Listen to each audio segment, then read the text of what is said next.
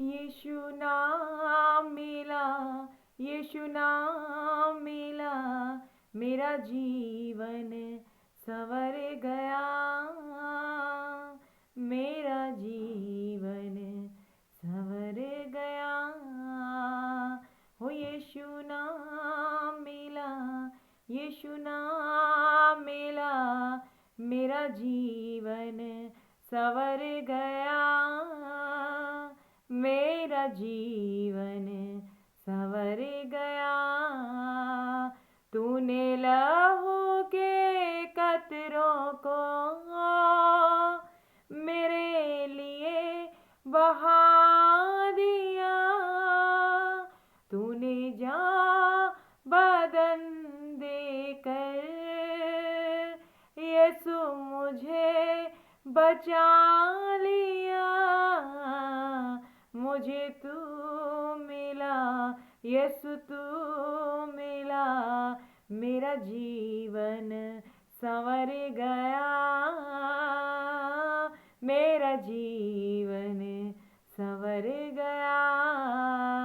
हो यीशु नाम मिला, यीशु नाम मिला, मेरा जीवन संवर गया, मेरा जीवन संवर गया, मेरा जीवन संवर गया, मेरा जीवन संवर गया। Hallelujah, praise the Lord. और मैं आशा करती हूँ कि आप लोग सब प्रभु में सुरक्षित होंगे, स्वस्थ होंगे और आनंदित होंगे। और मेरे प्रिय भाई बहनों, मैं आज प्रभु ने जिस वचन के साथ मुझे तैयार किया है, मैं प्रभु का धन्यवाद करती हूँ, क्योंकि मैं भी इस दौर से गुजरी हूँ। इन चीज़ों को समझ सकती हूँ, क्योंकि परमेश्वर हमें गुजारता है और वो अनुभव देता है कि सामने वाले को भी कितनी पीड़ा होती है जब वो किसी कठिन परिस्थिति से गुजरते हैं। जैसे कि अभी गीत गाया कि यीशु नाम मिला और मेरा जीवन संवर गया।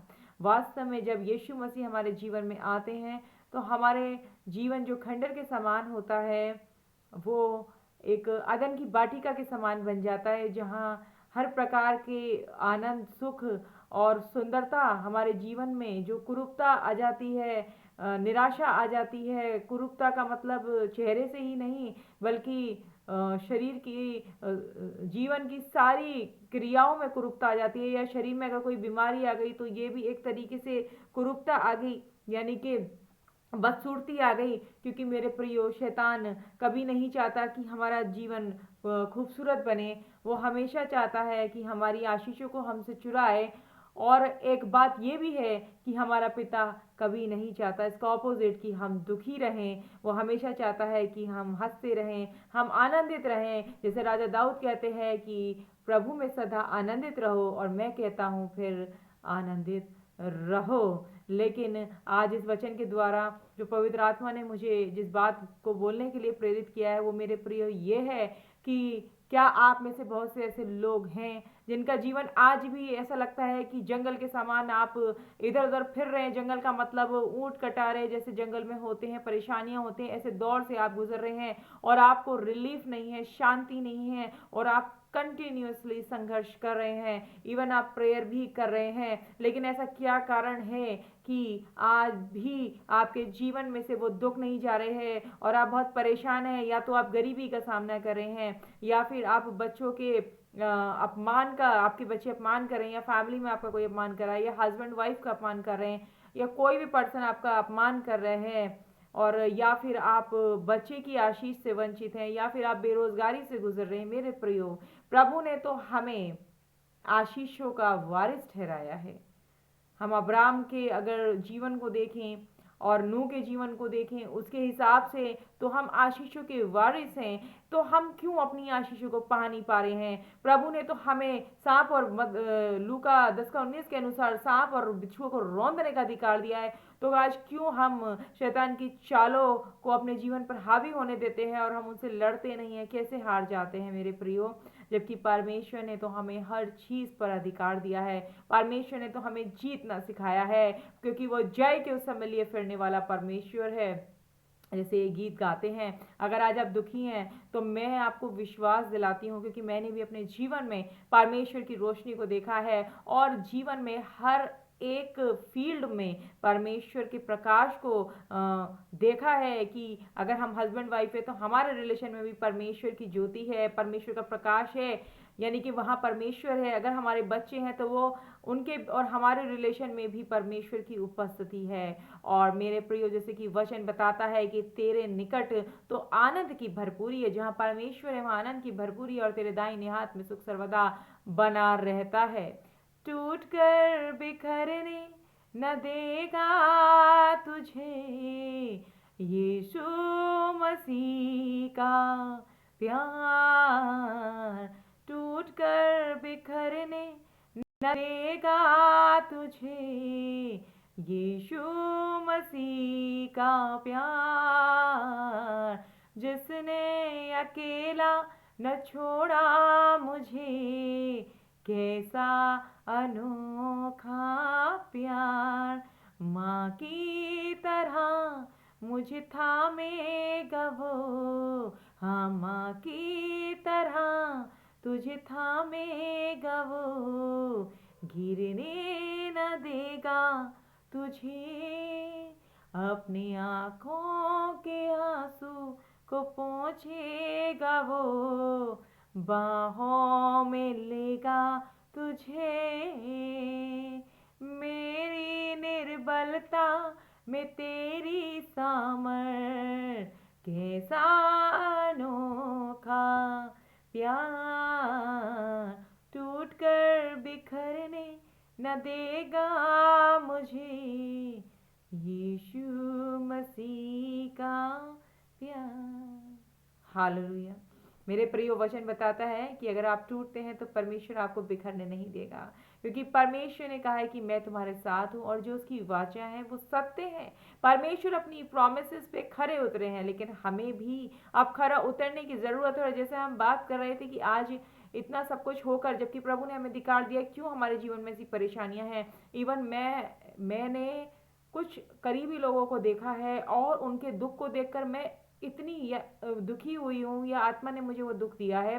मतलब मैं जब उनके बारे में सोचती हूँ तो मुझे रोना आता है कि हमारे पास आशीषें होती हैं, प्रभु ने हमें सब कुछ दिया होता है, लेकिन कभी कभी हम अपनी आशीषों को सामने होते हुए भी, सब कुछ होते हुए गवा देते हैं, और शैतान उन आशीषों को हमसे छीन लेता है। और मेरे प्रियो, हम कुछ भी नहीं कर पाते। इसका कारण ये है कि हम प्रार्थना तो कर रहे हैं, प्रभु के पास तो जा रहे हैं, लेकिन हमारे जीवन में अभी वो गहराई नहीं है, या हमारे जीवन में वो पवित्रता नहीं है, क्योंकि परमेश्वर का वचन कहता है कि पवित्र बनो, क्योंकि तुम्हारा बुलाने वाला पवित्र है। मैं जानती हूँ प्रियो, मैं भी इन चीज़ों से गुजरी हूँ कि पवित्र होना बहुत आसान नहीं है, कि छोटी छोटी कमियों पर भी शैतान जब हमारे जीवन में देखता है कि इसके जीवन में पाप है, और हम उस पाप को कंट्रोल में नहीं कर पाते हैं। मान लीजिए किसी को बुराई करने की आदत है, या ईर्ष्या करने की आदत है, और वो ना चाहते हुए भी वो कोशिश तो करते हैं लेकिन नहीं कर पाते, तो ये एक प्रकार का बंधन है। और आपको प्रभु से प्रार्थना करना है कि परमेश्वर, आप मुझे मेरी इस कमज़ोरी पर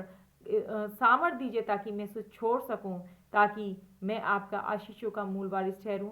और जब मैंने उन करीबी लोगों को देखा तो उन्होंने अपने करीबियों को, अपने हस्बैंड्स को उन लेडीज़ ने खो दिया, या अपने बहुत करीबी रिश्तेदार को खो दिया, जिसकी जो उनके लिए बहुत प्रेशियस हैं, और अब वो उनकी तकलीफ़ में हैं, और फिर वो ये सोचते हैं कि परमेश्वर ने ये हमसे ऐसे क्यों किया, या क्यों छीन लिया। मेरे प्रियो, मैं आपको ये बताना चाहती हूँ कि परमेश्वर कभी चाहते ही नहीं है कि हमारे जीवन में कोई दुख आए। हाँ, जब हम प्रभु में बढ़ते हैं और प्रभु के साथ रहते हैं तो प्रभु हमें परखता है, लेकिन वो उन परिस्थितियों में हमारे साथ रहता है, लेकिन वो हमारा कुछ उजाड़ता नहीं है। वो जो परिस्थितियाँ होती हैं वो टेम्परेरी होती हैं, परमानेंट नहीं होती हैं। लेकिन शैतान उस पाप के कारण, हमारी कमज़ोरियों के कारण, उन सब चीज़ों पर हावी होकर हमारी आशीषों को हमसे छीनना चाहता है। लेकिन फिर पवित्र आत्मा परमेश्वर के द्वारा हमसे बात करता है, और वो रोता है, दुखी होता है, क्योंकि हमारा पिता कभी हमको रोता हुआ या बिलखता हुआ देखना नहीं चाहता है। और मेरे प्रियो, आज हम कितना भी पाप क्यों ना करें, परमेश्वर का वचन कहता है कि 60 के 70 गुना तक मैं तुम्हारे अपराधों को क्षमा करूंगा।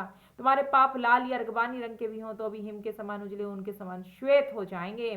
परमेश्वर आपको ढांढस बंधाते हैं कि मेरे प्रिय मेरे बच्चों, तुम कोशिश तो कर रहे हो, तुम कोशिश कर रहे हो और मैं तुम्हारे साथ हूँ, लेकिन तुम कोशिश करते रहो और तुम्हें ये काम करना है, क्योंकि मैंने तुम्हें अधिकार दिया सांप और बिच्छू को रौंदने का। मैंने तुम्हें मौत पर विजय प्राप्त करके मैंने तुम्हें जीता हुआ जीवन दिया है। तुम्हें रोने के लिए नहीं बल्कि आनंद मनाने के लिए दिया है, और तुम्हें सदा आनंदित रहना है। और आपको परमेश्वर में बने रहते हुए, परमेश्वर की जब आप मेरे प्रियो जब उस उपस्थिति से भरेंगे तो डेफिनेटली आपके जो जंगल के समान जीवन है, जो आप ऊंट कटारे झाड़ू इन सब का आप अपने डेली के जीवन में सामना करते हैं, वो आपके लिए एक स्वर्ग के समान, एक अदन की वाटिका के समान हो जाएगी। आपको हर चीज़ में खुशी दिखने लगेगी, आपके बच्चों में, अपने हस्बैंड में, अपनी वाइफ में, आपके रिलेशन में खुशियाँ आ जाएंगी, क्योंकि जहाँ परमेश्वर है वहाँ लड़ाई हो ही नहीं सकती।